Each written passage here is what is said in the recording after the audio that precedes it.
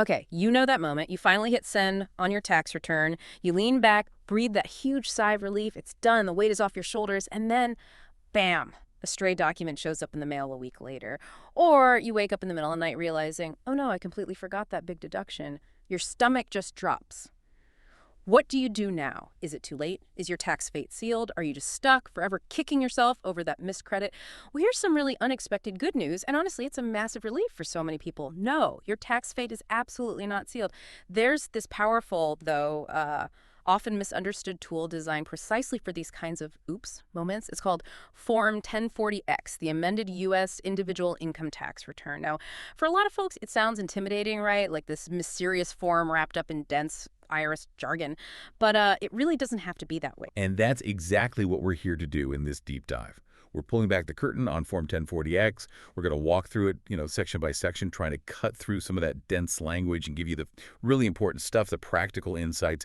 It's not just about what the form is, but really why understanding it can genuinely unlock some significant opportunities for you. Think of it like your golden ticket for a second chance. A chance to fix errors, claim refunds you might have missed, and crucially, make sure you're not leaving money on the table that's rightfully yours. It's all about getting your tax picture perfectly accurate. And often, that means more money coming back to you. Right. And we're basing this directly on the official instructions for Form 1040X. We're digging into the source material itself, distilling it down so you get the actionable takeaways. So let's unpack this thing. Unpacking Form 1040X, more than just a correction slip. Okay, so let's start right at the beginning. The absolute basics. When we talk about Form 1040X, what's its main job? Is it really just for fixing like a simple typo or a math mistake? Or is there more going on? Oh, it's much more versatile than just fixing a math slip-up. I mean, Right. yes, it handles those, definitely. But its usefulness is surprisingly broad. And often it's directly linked to getting more money back in your hands. So first things first, yes, its primary purpose is correcting a federal income tax return you've already filed. That could be your Form 1040, the 1040-SR for seniors, or even the 1040-NR for non-residents. That's the most common reason people use it. Like if you forgot a W-2 or something. Exactly. Or maybe you found another 1099 form tucked away after you filed. This is the form you use to add that information in and make things right. But here's where it gets really interesting and maybe a bit empowering for taxpayers. You can also use Form 1040X to change amounts that the IRS themselves previously adjusted on your return. Really? So if the IRS sends you a notice saying they changed something, you're not just stuck with it. Not at all. That's a huge point. You get a notice, maybe a CP 2000 notice, saying they proposed changes. You can use Form 1040X to dispute those changes, to refine them, or even make further amendments based on new information you might have. It's really vital for taxpayers to know they have recourse. It's not a one-way street where the IRS makes a change and that's the end of the story. Okay, that's good to know. What else? Well, beyond just fixing mistakes, Form 1040X is also critical for making certain tax elections after the original filing deadline has already passed. Tax selections. What does that mean exactly? These are choices you make about how certain items are treated for tax purposes. Sometimes you might not realize you qualified for a particular election, or maybe you just missed the boat initially. Form 1030X allows you, in specific situations, to go back and make those elections retroactively. And these aren't just minor tweaks, They can have a really substantial impact, potentially lowering your tax bill for that past year quite significantly. It turns an oversight into a possible refund. It's a key tax planning tool, often overlooked. Wow, okay, so correcting errors, disputing IRS changes, making late elections. What else? And then there's the one that often leads to the biggest aha moments and potential refunds, claiming a carryback because of a loss or an unused credit. Carryback. Explain that. Okay, this is where Form 1040X can be incredibly powerful. Let's say you have a really rough year for your business and end up with a net operating loss, an NOL. Okay. Or maybe you had significant capital losses from investments that exceeded your capital gains. Or perhaps you earned credits like a foreign tax credit or a general business credit, but you didn't have enough tax liability in that year to use them all up. Well, tax law sometimes allows you to carry that loss or unused credit back to an earlier, more profitable tax year. So you apply this year's loss to a previous year's income. Exactly. By carrying it back using Form 1040X, you effectively reduce your taxable income or your tax liability for that earlier year. And since you likely already paid tax for that earlier year, You could get a refund. precisely. A potentially substantial refund for taxes you paid maybe 1, 2, or even more years ago. This isn't just fixing an old error, it's using a later event, the loss or the unused credit, to optimize a past tax outcome and get cash back now. It's a huge tax-saving strategy. That is powerful, almost like time travel for your taxes. But okay, it sounds like 1040X does a lot. Are there times when it's not the right tool? I can imagine using the wrong form would just gum up the works at the IRS. You're absolutely right. Knowing when not to use it is just as important for keeping things smooth. For example, let's say you paid some penalties and interest, and now you think they were assessed unfairly, and you only want a refund of those penalties and interest. Form 1040X isn't the form for that specific request. There's a different form, Form 843, Claim for Refund and Request for Abatement, that's specifically designed for asking for penalties and interest back. Using 1040X for that would just cause confusion. Another situation is related to injured spouse claims. If you filed jointly and your joint refund was taken to pay a past due debt that only belongs to your spouse, like old child support or student loans, you typically file Form 8379 Injured Spouse Allocation to get your share of that refund back. Not 1040X. Usually not Form 1040X for the initial injured spouse claim. The only time 1040X might come into play is if you file it later to claim an additional refund after you've already dealt with the injured spouse allocation. So getting that distinction right avoids processing hiccups. And here's a really critical point the IRS emphasizes. Once the due date for your original return, including extensions, has passed, do not file another Form 1040 or 1040 SR for that same year. Even if you just realized you made a mistake right after filing. Even then, filing a second original return after the deadline, even if you haven't gotten your refund yet or heard anything back, can seriously mess things up. It confuses the IRS systems and can significantly delay processing for both your original return and your correction. Once that deadline passes, Form 1040X is the only way to amend. Got it. Stick to the 1040X after the deadline. Exactly. So, tying this back to the tax-saving theme, whenever you find an error, maybe forgotten deductions, credits you didn't realize you qualified for, or even income you accidentally reported twice, fixing it with Form 1040X is the direct path to reclaiming those overpaid taxes or reducing what you might still owe. And those carryback provisions we talked about, they are exceptionally powerful, especially if you've had significant business losses or investment losses. They literally let you revisit a past tax year and lower the bill, often resulting in a check mailed right to you. It's all about making sure every benefit you're entitled to, every dollar of overpayment, finds its way back into your pocket. Before you dive in, the essential prep work. All right, this is making a lot more sense. Form 1040X is clearly a serious tool, not just a quick fix form. But like any serious tool, you need the right setup right. What do I need to gather before I even think about filling out this form? Or, before I take it to my tax pro, what's the essential prep work involved? That's a really smart question. Good preparation is absolutely the key here. It helps avoid mistakes, prevents delays, and makes the whole process smoother. The IRS instructions are pretty clear on what you'll need. First, obviously, you need the form itself, Form 1040X, and importantly, you need the instructions for Form 1040X for the period you're filing. These get updated, so make sure you have the right set. Okay, form and instructions. Check. Now, this next one is probably the most critical piece.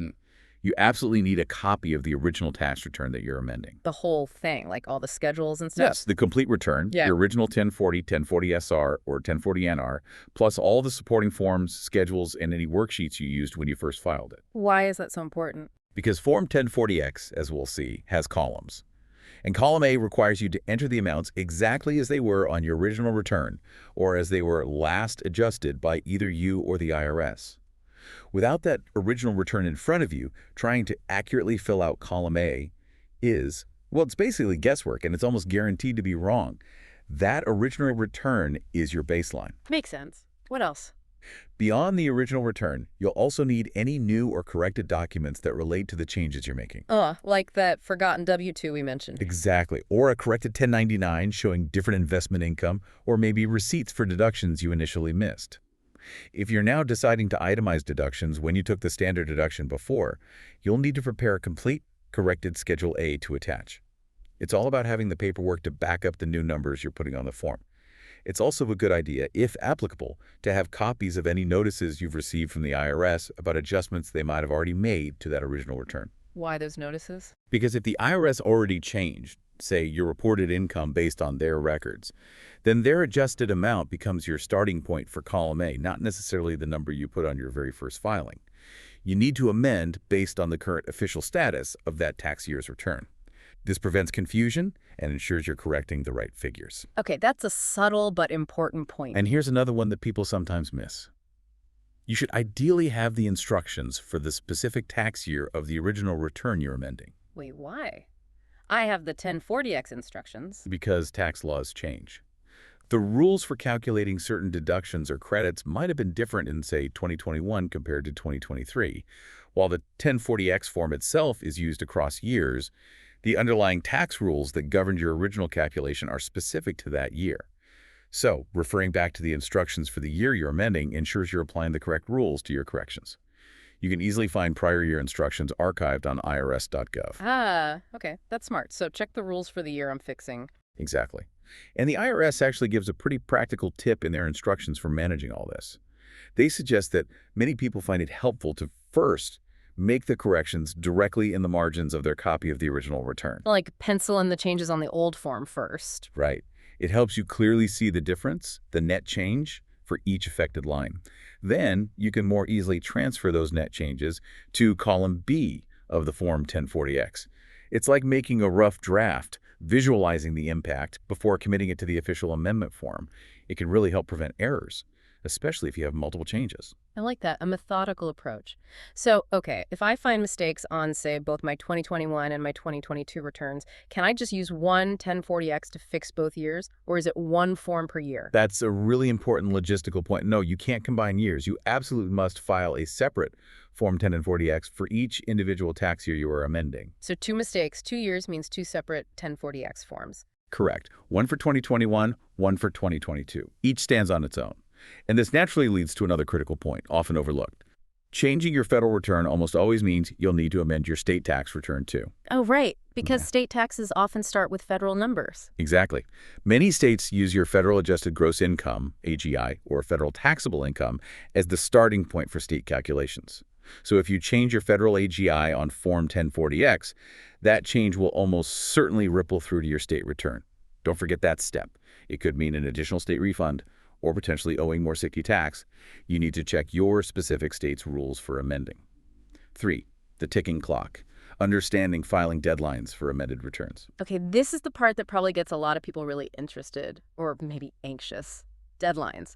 Are there hard cutoffs for filing an amended return? Like, what if I unearth a mistake or a misdeduction from, I don't know, 5 or 6 years ago? Is that money just gone forever? Can I still go back that far and claim a refund? This is definitely a critical area.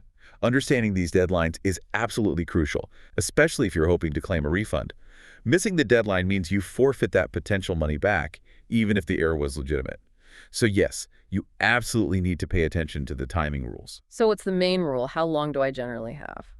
The general rule for filing Form 1040X to claim a credit or refund is tied to 2 potential timeframes.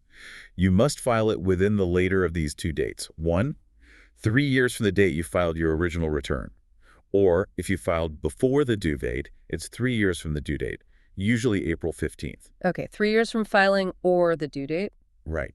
Or, the second possibility, 2 years from the date you paid the tax for that year. 2 years from paying the tax. How does that work? Well, maybe you filed on time but didn't pay the full amount until later, perhaps through installments or withholding wasn't enough. That 2-year window starts from when you actually paid the tax liability. So you get the benefit of whichever period ends later, the 3 years from filing due date, or the 2 years from payment. Okay, 3 years from filing, 2 years from paying, whichever gives me more time. Exactly. Now, there's a slight nuance about that filing date. If you file early, say on March 1st for a return due April 15th, the IRS considers it filed on the due date, April 15th, for starting that 3-year clock. So filing early doesn't shorten my window. Correct. But if you get an extension, say until October 15th, but you actually file your return earlier, like on July 1st, then that date, July 1st, is considered your filing date for the 3-year rule.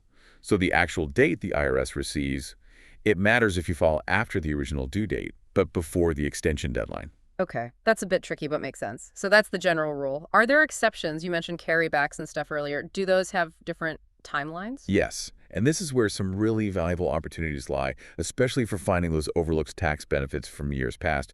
There are several special circumstances that can significantly extend these standard time limits. Well, first, if you were affected by a federally declared disaster, you might be granted additional time to file amendments. Same goes for military personnel serving in combat zones or contingency operations. They often get automatic extensions. Then there's a big one for investors or lenders: bad debt or worthless securities. If you had a loan go bad or a stock become completely worthless, you generally have 7 years from the due date of the return for the year. The debt or security became worthless to file Form 1040X and claim that loss. 7 years? That's a long time. It is. It recognizes that figuring out when something is truly worthless can take time. That's a significant extension that could lead to a substantial refund if you had a major investment go sour years ago. Wow. Okay, what else? Foreign tax credits or deductions. Hmm. This is huge for anyone working overseas or with international investments. If you want to amend a prior return to claim a foreign tax credit, or if you want to change from having taken a deduction for foreign taxes to claiming a credit instead, which is often more beneficial. Yep. You generally have a very generous 10 years from the original due date of the return for the year those foreign taxes were paid or accrued. 10 years. 10 years. It's a massive window for optimizing your foreign tax situation.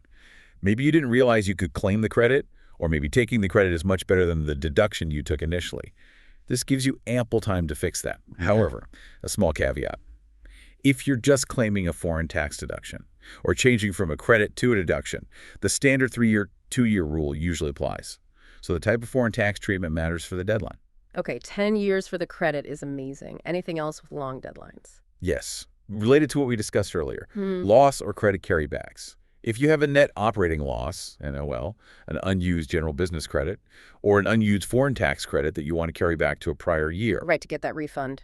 the general rule is you have 3 years after the due date, including extensions, of the tax year in which the loss or credit arose. So if you had an NOL in 2023, you generally have until the 2026 filing deadline to carry it back to earlier years using Form 1040X. But again, for foreign tax credit carrybacks, it's that powerful 10-year window after the due date of the year the credit arose. So consistency there with the foreign tax credit claim itself. These extended deadlines seem really focused on making sure people don't miss out on significant potential savings from complex situations like losses or foreign taxes. That's exactly the point. Yeah. And there was also a very specific temporary extension related to the pandemic for postponed 2020 returns. Due to COVID-19 postponements, the look-back period for claiming refunds on certain 2020 returns was automatically extended, generally giving affected taxpayers until May 17, 2024 to file those amendments. That deadline has passed now, but it was an important relief measure. So bottom line on deadlines, why is understanding this timing so absolutely critical for, maximizing tax savings? It's simple, really. If you miss the deadline, the door closes. You absolutely cannot go back and claim a refund for those overlooked deductions, missed credits, or even significant losses like bad debts or NOL carrybacks, no matter how legitimate your claim is. Those special extended deadlines, the 7 years for worthless securities, the 10 years for foreign tax credits, those are your lifelines. They are the specific mechanisms the tax code provides to give you extra time to uncover and claim potentially substantial tax benefits that might not be obvious right away. Knowing these deadlines exist and acting within them is fundamental to actually getting that money back. Without them, the opportunity is just lost. 4. Demystifying the form, a line-by-line blueprint for your amended return.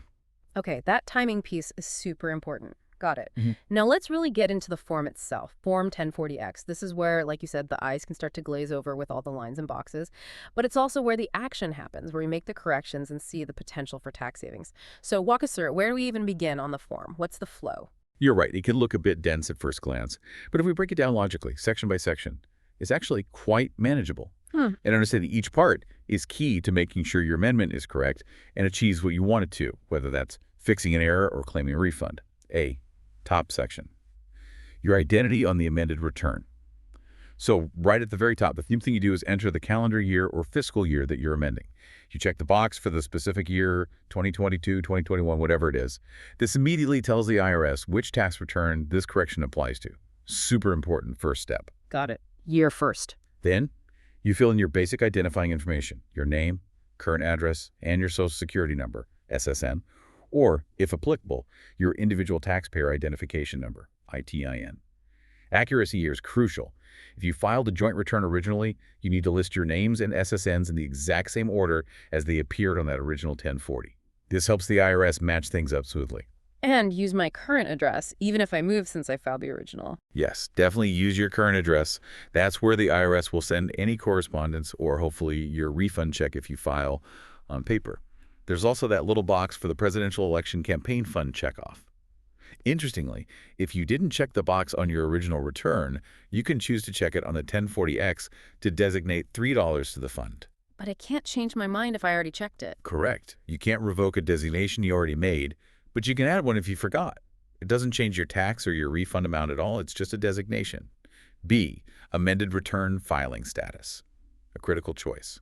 Okay, next up is your filing status. This is a really important section. You must check one of the filing status boxes here, even if your filing status isn't changing from your original return. Why is that so important if it's not changing? Because your filing status underlies so many calculations on the return your standard deduction amount, your tax brackets, your eligibility for certain credits, confirming it here ensures the rest of the calculations on the 1040X are based on the correct status. And sometimes you are amending specifically to change your filing status, which can have a huge impact on tax savings. Like realizing you qualified as head of household? Exactly. Maybe you filed as single, but then realized you actually met all the requirements for head of household because you were supporting a qualifying relative. Changing your status on Form 1040X could significantly lower your tax liability and result in a refund, because head of household generally has more favorable tax brackets and a higher standard deduction than single. Same logic applies if you might qualify for qualifying surviving spouse status. You could also generally change from married filing separately to married filing jointly. If you filed separate returns initially, you can usually amend to file jointly. But this is a big guttural. Remember that once you file jointly, both spouses become jointly and individually responsible for the entire tax liability plus any interest and penalties. So you both owe the whole amount. Yes. There are exceptions like innocent spouse relief in certain situations, but the general rule is joint liability. You'd want to look into those relief provisions if that's a concern. Now here's a critical restriction. You generally cannot change from married filing jointly to married filing separately after the original due date of the return has passed. So you can go from separate to joint, but not easily from joint to separate after the deadline? That's the rule. Once you file jointly, that choice is generally binding for that year after the due date. So deciding between joint and separate is a really important decision to make correctly on the original return if possible. See columns A, B, and C. The heart of the amendment. Okay, now we get to these three columns, column A, column B, column C. This looks like where the real action is, where you show what changed. How did these work together? This feels like the core of calculating any potential tax savings or additional tax owed. You've nailed it. This three-column system is the absolute heart of Form 1040X. Understanding how they interact is key to getting your amendment right and seeing the financial impact. Let's break them down. Column A, original amount. This column is your starting point. Here, you enter the amounts exactly as they appeared on your original return or as they were last adjusted, either by a previous amendment you filed or by the IRS itself, host speaker. So if the IRS sent me a notice changing my income, I put that number in column A, expert speaker. Yes, precisely. You use the most recently established figure for that tax year. This ensures your amendment builds correctly on the official record. Column B, net change. Increase or decrease. This is where the magic happens. For any line item you're changing, you put the difference, the net increase or decrease in this column, host speaker. So if I forgot $1,000 of income, I put $1,000 here, expert speaker. Right. And if you found a $500 deduction you missed, you'd put $500 or negative $500 here, showing a decrease in income or an increase in deductions. This column isolates the financial impact of each specific correction you're making. It's the key column for spotting those tax saving enhancements like missed deductions or credits. Column C, correct amount. This column is simply the final correct number for each line after your amendment. Mathematically, it's column A plus or minus column B. If column B is an increase, you add it to column A. If column B is a decrease, negative number, you subtract it from column A, host speaker. And if a line didn't change, expert speaker. If you're not changing a particular line item, you just carry the amount from column A directly over to column C. The number stays the same. Let's walk through that example from the instructions again. Say your original adjusted gross income, AGI, on line 1, column A was $21,000. Then you received another W-2 showing $500 in wages you forgot. In column B for line 1, you'd enter $500, the increase. Then, in column C for line 1, your corrected AGI would be $21,500. Column A is $21,000 plus column B is $500. Okay, A is original, B is the change, C is the new total. Simple enough. It is, once you get the hang of it. But the absolute crucial companion to column B is part 2 of the form, the explanation of changes. We'll get there, but remember, Every single entry you make in column B must be clearly explained in part 2, and you have to attach any supporting forms or schedules that back up those changes. That explanation is vital for the IRS to understand why you're making the amendment. D, income and deductions, lines 1 to 5, the building blocks of your taxable income. Right, explanation is key. Okay, so we've got the ABC framework. Now let's apply it to the actual money lines, that the income and deductions section. This seems like where most of the changes that lead to tax savings or maybe owing more tax are going to happen, right? Absolutely. Lines 1 through 5 deal with your income and deductions, which ultimately determine your taxable income. Changes here are usually the direct drivers of whether you get a refund or owe more. Line 1, adjusted gross income, AGI. This is the big one. AGI is your gross income minus certain specific deductions, often called above-the-line deductions. Any change you make to your reported income, like adding wages, reporting extra investment income, or correcting self-employment income, directly hits column B of this line. Same if you find an adjustment to income you missed, like the student loan interest deduction or an IRA deduction. Host speaker. And changing AGI can have knock-on effects elsewhere you mentioned. Expert speaker. Huge knock-on effects. This is a critical point for uncovering hidden tax savings. A change in your AGI, even a small one, can suddenly make you eligible or ineligible, or eligible for a different amount of numerous credits and deductions that have AGI phase-outs or thresholds. Expert speaker. Think about things like The child tax credit, the earned income credit, education credits, the saver's credit, the premium tax credit for health insurance, even the amount of Social Security benefits that are taxable, or the limit on certain itemized deductions like medical expenses or charitable contributions. Refiguring your AGI in column C might unlock thousands of dollars in credits you didn't qualify for before, or vice versa. It's a cascade effect. Host speaker. So one correction on line 1 could ripple through the whole return. Expert speaker. Definitely. That's why you have to reevaluate everything downstream when your AGI changes.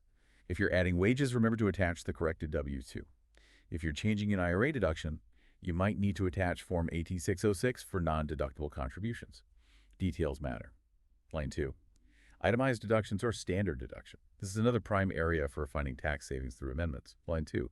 Maybe you took the standard deduction on your original return, but then you add up all your medical expenses, state and local taxes, mortgage interest, and charitable donations and realize, wait, my itemized deductions are actually higher than the standard deduction. Host speaker. So I can switch from standard to itemized on the 1040X. Expert speaker. Yes, absolutely. You check the box showing you're now itemizing, enter the total itemized deductions in column C, calculate the difference in column B, and importantly, you must attach a complete corrected Schedule A showing all your itemized deductions. This is the very common way people find significant refunds on amended returns. Expert speaker. Or perhaps you itemized but missed some deductions. You can amend to add those in, increasing your total itemized deductions and lowering your tax. Expert speaker. If you stick with the standard deduction, you just need to make sure the amount in column C reflects the correct standard deduction for your potentially amended filing status, age, and blindness status for that specific year. Expert speaker. There were also those special charitable deduction rules for 2020 and 2021. Even if you took the standard deduction, you could deduct a certain amount of cash contributions. If you missed that, amending could get you a bit more back. Expert speaker. And remember that qualified disaster loss point, if applicable. Electing to increase your standard deduction by that loss amount could be a significant benefit claimed via amendment. Line 4B. Qualified Business Income Deduction, QBI, for those with self-employment income, partnership income, S-Corp income. This deduction under Section 199A can be huge. It's also complex. If you overlooked it, miscalculated, or didn't realize you qualified, amending to claim or correct the QBI deduction could result in substantial tax savings. You'd likely need to attach Form 8995 or 8995A. Line 5. Taxable income. This is simply your AGI. Line 1, column C, minus your deduction. Line 2, column C, and potentially the QBI deduction. Line 4B, column C. This is the number your actual tax is based on. It's important because it's right, especially if it involves negative numbers, losses. Failing to properly account for a loss can mean you overpaid tax originally. Correcting it here ensures your tax is calculated on the accurate, potentially lower taxable income figure. E-tax liability. Line 610. Refiguring what you owe. Okay, income and deductions are corrected, leading to a new taxable income on line 5. Now, lines 6 through 10 seem to be about recalculating the actual tax based on that new number and figuring in credits that reduce the tax. This is where we see the direct impact on the bottom line, right? Precisely. This section translates your corrected taxable income into your corrected tax liability, factoring in various credits. Line 6.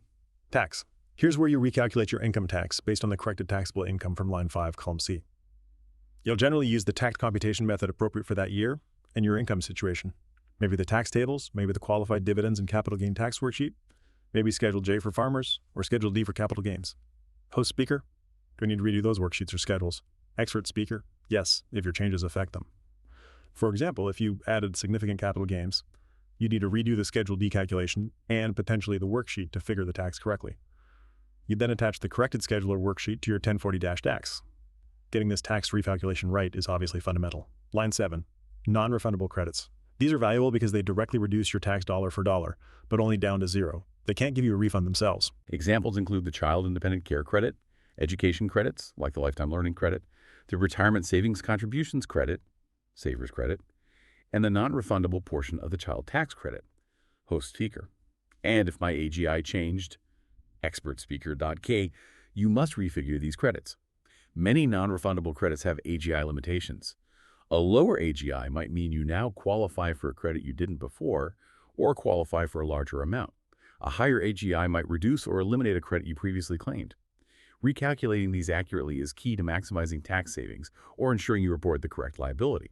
And remember, you generally need valid SSNs or ITNs for yourself, your spouse, and any qualifying dependents to claim these credits. Line 10, other taxes. Don't forget about other potential taxes beyond the regular income tax. This line captures things like self-employment tax, the net investment income tax, additional Medicare tax, or penalty taxes on retirement plans.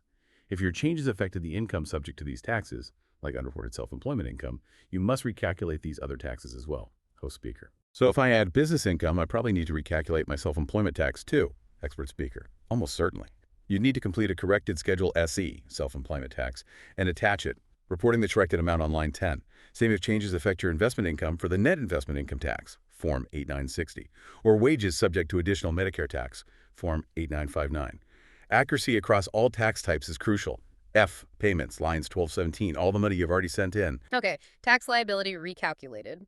Now, this next chunk, lines 12 through 17, looks like where we account for all the money the IRS already got from us, or credits that act like payments. This sets the stage for figuring out if we get more back or owe more, right? That's exactly right. This section is all about tallying up the credits and payments that offset your tax liability. Line 12, federal income tax withheld. This is where you report the total income tax withheld from your jobs, W-2s, pensions or retirement distributions, 1099-Rs, and certain other income sources. If your amendment involves adding a W-2 you forgot, you'd include the withholding from that new W-2 here in column C. Remember to attach copies of any W-2s or 1099s showing federal income tax withholding to the front of your Form 1040X. It also includes any excess Social Security or railroad retirement tax withheld.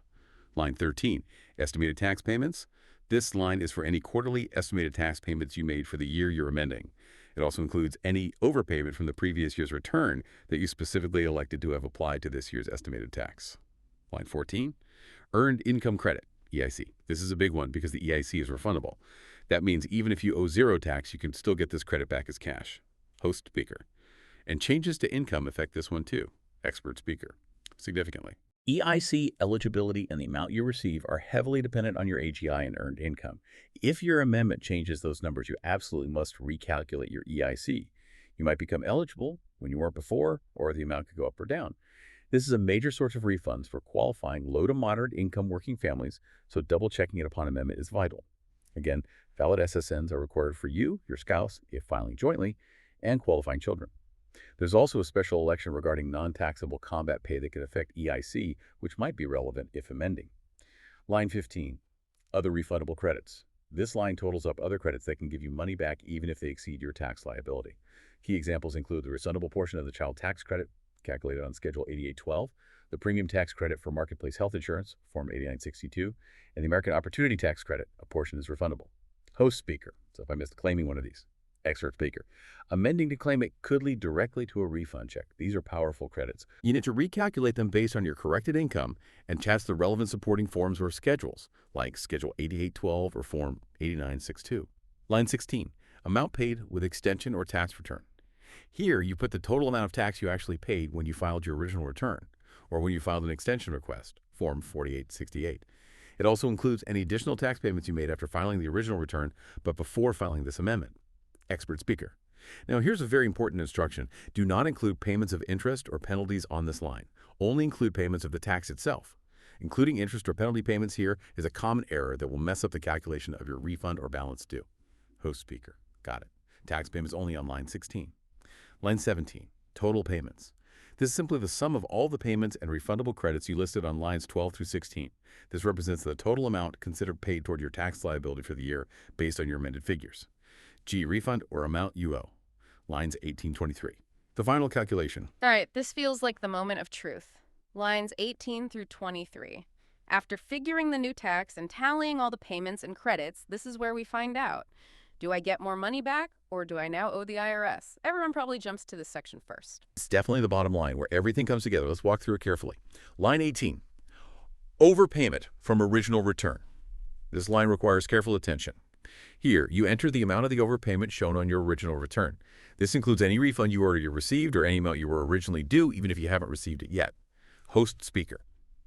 So, the refund amount shown on my first 1040. Expert speaker. Yes. But importantly, do not include any interest the IRS might have paid you on that original refund, just the principal amount of the overpayment itself. If the IRS later adjusted your return and determined a different overpayment amount, you generally use that adjusted figure. Line 19. This line essentially nets your original overpayment against your total payments to see what's available to cover the corrected tax. It's more of an intermediate calculation. Line 20. Amount you owe. If your corrected total tax, line 11, column C, is more than your total payments and credits available, calculated using line 17 and 18. The difference shows up here. This is the additional tax you now owe as a result of your amendment. The instructions point you to irs.gov payments for ways to pay this amount. You should ideally pay it when you file the 1040X to minimize interest and penalties. Expert speaker. Now, remember that important caution we mentioned earlier. If, on your original return, you elected to apply part or all of your overpayment to the next year's estimated tax. Host speaker. Yeah. Expert speaker. You cannot change that election on Form 1040X. You can't decide later, oh, I actually want that money back now instead of applying it forward. Once that election is made on the original return, it's generally locked in for that amount. That's a critical planning point. Host speaker. Okay, can't undo applying it to next year. Good to know. What about the good news line? Line 22. Overpayment received as refund. This is the one most people are hoping for. If your total payments and credits, line 17, column C, plus any previously determined overpayment, line 18, are more than your corrected total tax, line 11, column C. The excess amount goes here. This is the additional refund you are claiming with this amended return. Expert speaker. If you paper file, this refund will come as a paper check. If you e-file, you might be able to get direct deposit, as we'll discuss. And the IRS notes this refund is separate. It won't hold up any refund you might still be waiting for from your original filing. Line 23. Overpayment applied to estimated tax. If line 22 showed you have an overpayment, you have a choice. You can have it all refunded, or you can elect to apply some or all of it to your estimated tax payments for the current year, the year after the one you're amending. You enter the amount you want applied forward here. The IRS won't pay interest on any amount you choose to apply forward. Keep in mind, though, that any overpayment might be used to offset certain past due debts before any is refunded or applied forward. H Part I dependents, line 30. Ensuring you get all credits. Okay, that covers the main calculation. What about Part 1, down below the calculations? It talks about dependents. Why is that important on an amended return? Is this where I'd fix things if I forgot to list a child, maybe? That could be a huge tax saver, right? Absolutely huge. Part I, line 30, is critical if your amendment involves adding, removing, or changing information about your dependents. Dependents are the key to unlocking many significant tax benefits: the child tax credit, the credit for other dependents, potentially qualifying you for head of household filing status, the child independent care credit, education credits. The list goes on. So on this line, you need to list everyone you are claiming as a dependent on this amended return.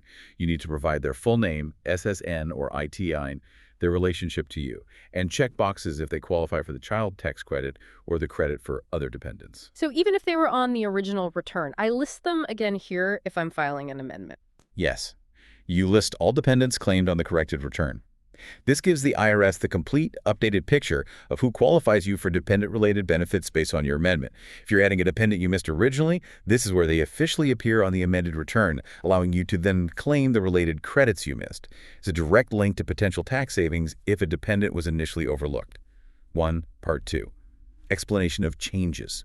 Your narrative to the IRS. Okay, dependents listed. Now, Part 2. You mentioned this earlier as being super important, the explanation of changes. So I've put all these numbers in columns A, B, and C. I've recalculated everything. But the IRS needs the story behind the numbers, right? This isn't just math. It's explaining why the math changed. Exactly.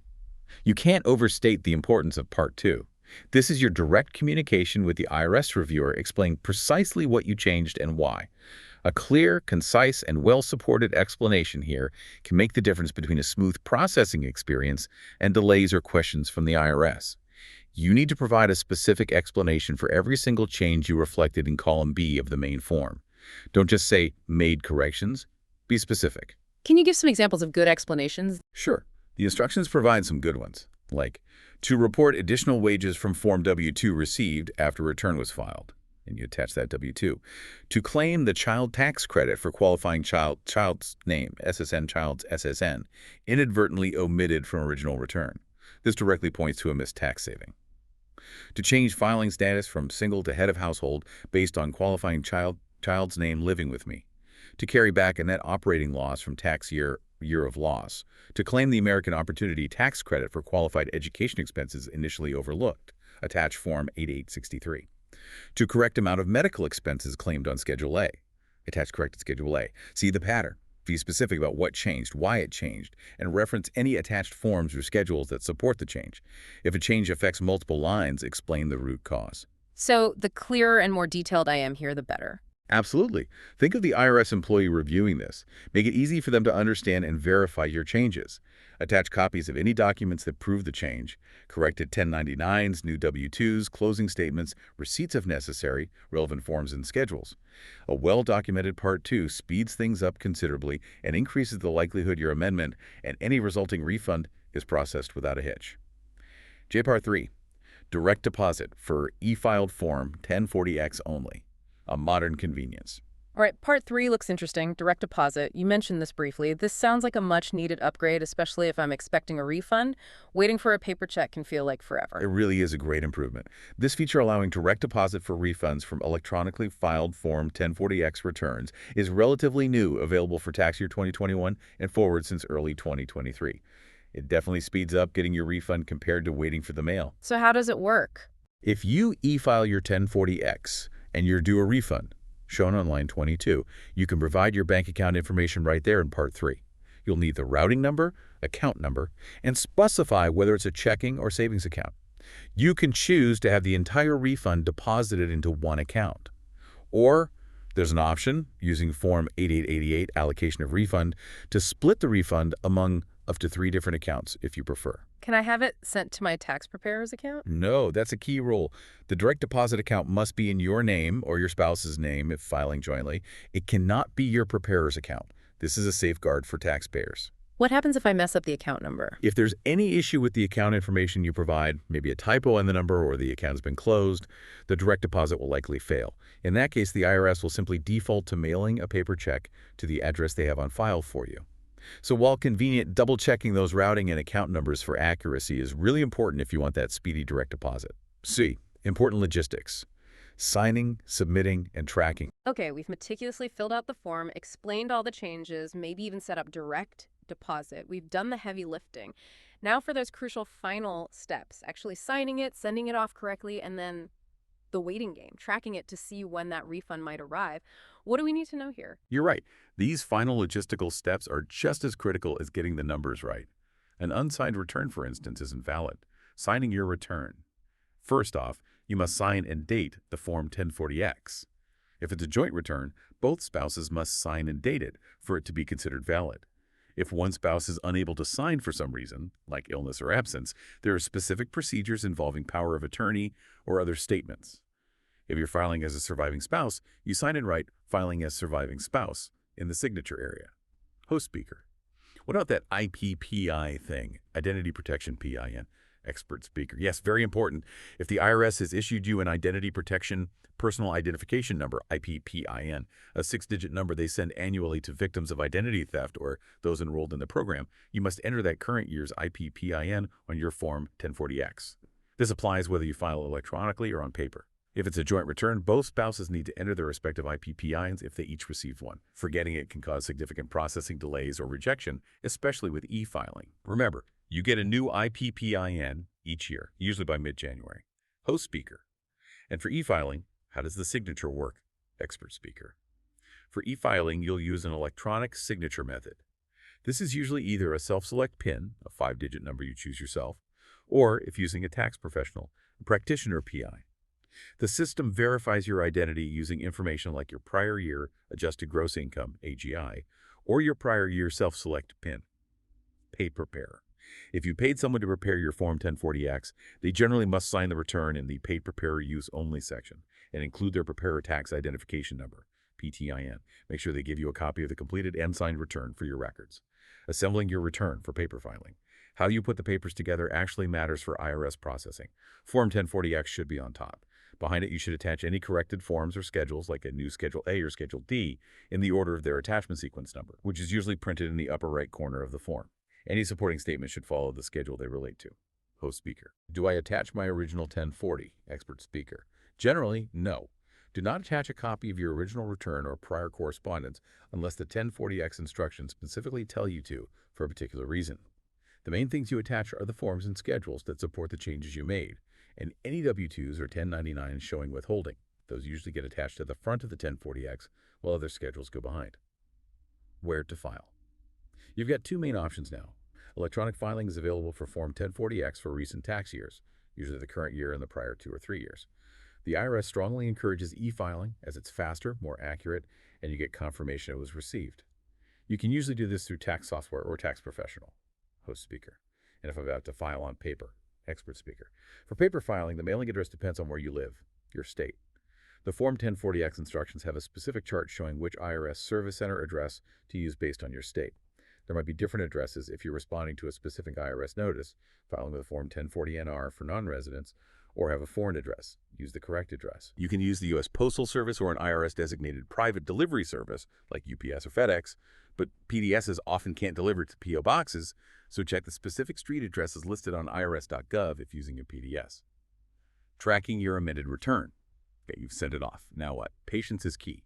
The IRS states that processing a Form 1040X normally takes 8 to 12 weeks, but it can sometimes take up to 16 months or even longer, especially during peak times or if there are issues. Host speaker, can I check on it? Expert speaker, yes. Thankfully, the IRS has the Where's My Amended Return tool available on irs.gov or through their IRS2Go mobile app. You'll need your SSN, date of birth, and ZIP code to use it. Keep in mind, though, it can take up to 3 weeks after you mail the return for it to even show up in their tracking system, so don't panic if you don't see it right away. After that, the tool should give you updates on its status, received, adjusted, or completed. That's helpful. 8 to 16 weeks, trackable after 3 weeks. Good to set expectations. But what if, after all this, I'm still feeling lost? Maybe my situation is really complex or I'm running into problems with the IRS response. Are there other places to turn for help beyond just reading the instructions? That's a really important question because tax issues can definitely get complicated, and sometimes you need more personalized assistance. The IRS does offer a couple of key resources for taxpayers facing difficulties. First, there's the Taxpayer Advocate Service, or TAS. This is an independent organization within the IRS. Their whole mission is to help taxpayers resolve problems they haven't been able to fix through normal IRS channels and to protect taxpayer rights. Host speaker. When would I contact TAS? Expert speaker. You might qualify for TA help if you're experiencing significant financial difficulty or economic harm because of an IRS action, if you're facing an immediate threat of adverse action, like a levy, or if you've tried repeatedly to resolve an issue with the IRS without success. They have advocates who can step in, understand your situation, and work within the IRS system on your behalf, and their service is free. Host speaker. Okay, TAS for specific unresolved problems. What else? Expert speaker. Another fantastic resource, especially for folks with limited income, is the Low-Income Taxpayer Clinics Program, or LITC. These clinics are independent from the IRS and TAS. They receive grants from the IRS, but they operate separately. Expert speaker.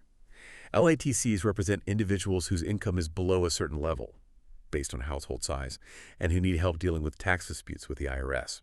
This can include helping with audits, filing appeals, handling collection issues, and even representing taxpayers in court if necessary. They also educate taxpayers about their rights and responsibilities, host speaker, and their low cost, expert speaker. Yes, LITC services are typically offered for free or for a very small fee. They often have multilingual services as well. You can find a list of LITCs in your area on the IRS website or the Taxpayer Advocate Service website. They are a crucial resource for ensuring everyone has access to representation in tax matters. Expertspeaker.outro.